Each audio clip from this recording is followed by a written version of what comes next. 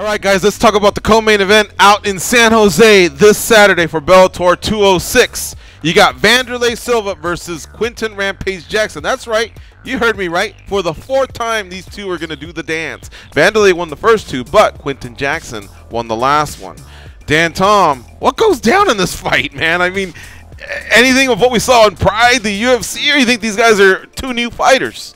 I'll tell you what, man. I had some fun going back and revisiting some of the old days back in Pride, watching these guys first get it on, and even in the UFC, you know, for the third installment. Now, number 4, we don't really get to say that too often, you know. Right. You know, we don't have too many Manny Pacquiao's or stuff like that. Marquez. Yeah, they went 4. But you stay in this sport long enough, you're legends like these two guys, you're gonna have your time come around. Now, I don't know what time exactly that is for these guys.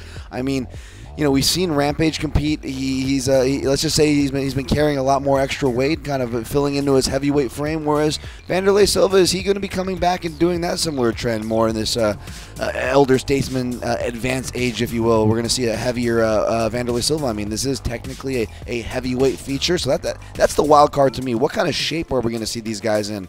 Now, I'm probably going to have to side with Rampage just because, let's face it, guys, Wanderlei Silva's fought once in 5 years. Wow. And even though Rampage has not had the most inspiring performances as of late, he's been performing. He's been fighting. So I'm going to side with the more active man here. All right, how about you guys? I'm going to side with Quinton Rampage Jackson. Normally, if I was breaking this down, I would say Wanderlei's got an edge in speed. He can pick and choose his combos. But if you watch any of the other fights, really, it just comes down to each guy wanting to knock the other guy's head clean off their body. And if you look at the psychology of things, even though Wanderlei Silva's up 2-1, he acts like he's the guy that's lost 2 fights. It seems like Quinton Jackson's really getting in his head a little bit, and I just don't know that Wanderlei's in the right state of mind for something like this, especially at heavyweight. So I'm going to lean towards Quinton Rampage Jackson. All right. Well, guys, I looked, and the odds aren't out yet, but they will be. So you just got to wait a little bit because this is too big of a fight for them not to have it. 2 legends of the game. Quinton, look, he does pack on some more weight, but he still makes it. He still makes it to 15 minutes. You know, he's huffing and puffing a little bit, but he'll get there, and he's got some really, really heavy hands. You know, he caught Wanderlei last time with a hook.